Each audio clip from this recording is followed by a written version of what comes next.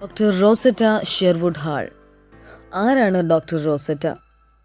Roosevelt hobby ദമ്പതികളുടെ മൂത്ത മകളായി 1865 സെപ്റ്റംബർ 19 റോസറ്റയുടെ ജനനം. 1883 തൻ്റെ വിദ്യാഭ്യാസാനന്തരം ഒരു ലോക്കൽ സ്കൂൾ അധ്യാപികയായി ജോലിയിൽ പ്രവേശിച്ചു. അങ്ങനെയിരിക്കെ ഒരു ഗസ്റ്റ് ലെക്ചറർ മെഡിക്കൽ മിഷണറിമാർക്ക് ചെയ്യാൻ കഴിയുന്ന കാര്യങ്ങളും ഇന്ത്യയിൽ ഇവരുടെ അപര്യാപ്തതയും പ്രസ്താവിച്ചപ്പോൾ റോസറ്റ ആ ദൗത്യം ഏറ്റെടുക്കാൻ തയ്യാറായി.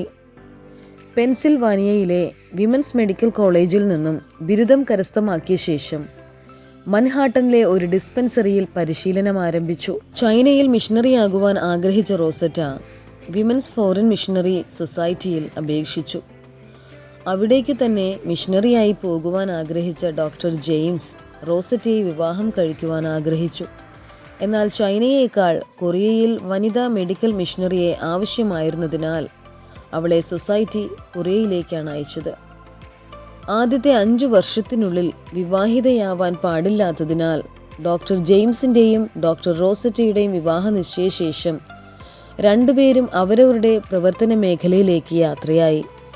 ദൈവം ഏൽപ്പിച്ച ദൗത്യത്തിന് പ്രാധാന്യം കൊടുത്ത ഇവരുടെ തീരുമാനം മാതൃകാപരമാണ്.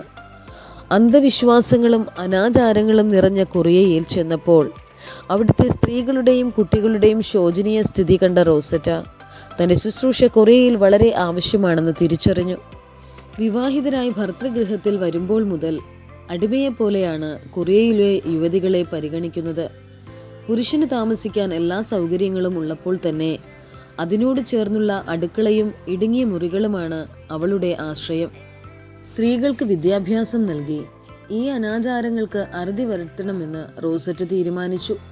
മെഡിക്കൽ മിഷണറി ആയതിനാൽ റോസറ്റയ്ക്ക് എല്ലാ വീടുകളിലും പ്രവേശനം ലഭിച്ചുമിരുന്നു.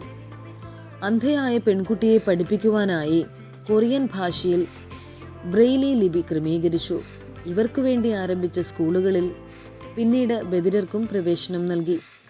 സൊസൈറ്റിയുമായുള്ള 5 വർഷത്തെ കാലാവധി പൂർത്തീകരിച്ച റോസറ്റ ഡോക്ടർ ജെയിംസിനെ 1892 ജൂൺ 27 വിവാഹം കഴിച്ചു. തുടർന്നുള്ള നാളുകളിൽ രണ്ടുപേരും അവരവരുടെ സ്വന്തം സ്ഥലങ്ങളിൽ പ്രവർത്തനം തുടർന്നു. അമേരിക്കൻ യുവതിയായ റോസറ്റ കനേഡിയൻ പൗരനായ ഡോക്ടർ ജെയിംസിനെ വിവാഹം ചെയ്തതോടെ അവളുടെ അമേരിക്കൻ പൗരത്വം നഷ്ടമായി. 1909 ബധിര സ്കൂൾ ആരംഭിച്ചു. വീടുകൾ കയറിയിറങ്ങി സ്ത്രീകളെ എഴുത്തും വായനയും പഠിപ്പിച്ചു. കഴിവുറ്റ പെൺകുട്ടികളെ കണ്ടെത്തി അവർക്കു വേണ്ടി മെഡിക്കൽ ട്രെയിനിങ് ഇൻസ്റ്റിറ്റ്യൂട്ട് സ്ഥാപിച്ചു. റോസറ്റയുടെ പ്രിയതമൻ 34 വയസ്സിൽ നിത്യതയിൽ ചേർക്കപ്പെട്ടു. ആത്മസംയമനം നേടിയ റോസറ്റ വീണ്ടും കർമ്മരംഗത്ത് സജീവമായി. ദീർഘവർഷങ്ങൾ കൊറിയയിൽ വിശ്വസ സേവനം ചെയ്ത റോസറ്റ 1951 ഏപ്രിൽ 5 കർത്തൃസന്നിധിയിൽ ചേർക്കപ്പെട്ടു. പെൺകുട്ടികൾക്ക് എത്തിപ്പിടിക്കുവാൻ കഴിയുന്നതിലും അധികം തൻ്റെ ദൃഢനിശ്ചയത്തിലൂടെ നേടിയെടുത്ത ഡോക്ടർ റോസറ്റ കൊറിയയിലെ മിഷണറി ദൗത്യത്തിൽ വിജയശ്രീലാളിതയായി ഇന്നും നമുക്ക്, പ്രത്യേകിച്ച് മിഷണറി പ്രവർത്തനത്തിന് ആഗ്രഹിക്കുന്ന പെൺകുട്ടികൾക്ക് മാതൃകയായി നിൽക്കുന്നു.